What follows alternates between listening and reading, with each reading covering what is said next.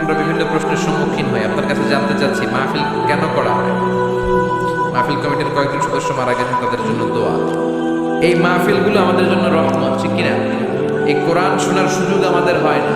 আমাদের এই বাংলাদেশেই এটা ট্রেডিশন যে শীতের রাতে খেতে এর মধ্যে, মাঠের মধ্যে এরকম হাজার মানুষের মিলন মেলা বসে।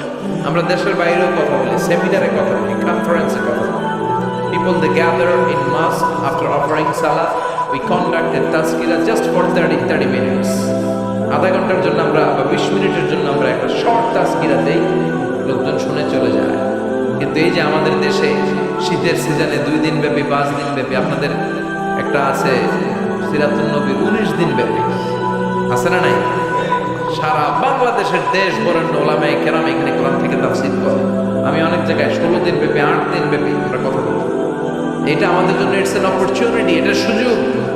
এই যে আজকে সূরাতুত তাকাসুর থেকে আমরা কথা শুনেছি, কোরআনের আলোয় আমাদের হৃদয়টাকে আলোকিত করেছে কে? কোরআনের যেখান থেকেই কথা শুনেন বরকত আছে না নাই? এজন্য তাফসীর মাহফিলগুলো আমাদের জন্য রাহমা, it's a mercy and blessings. যে শীতের রাতে এখানে গানের কনসার্ট হয় নাই, ঠিক কিনা? এখানে ফুটবল খেলার টুর্নামেন্ট করে নাই, এরা কোরআনের তাফসীর করেছে। এজন্য এই মাহফিলগুলো যখন অর্গানাইজ করা হবে, আপনারা এসে মাহফিলকে সার্থক করতে রাজি আছেন তো? এই মাহফিলের জন্য যদি সহযোগিতা চাওয়া হয়, সহযোগিতা করতে আমরা রাজি আছি তো? আল্লাহ আমাদের সবাইকে কথাগুলো বুঝার, আমল করার তৌফিক দান করুন।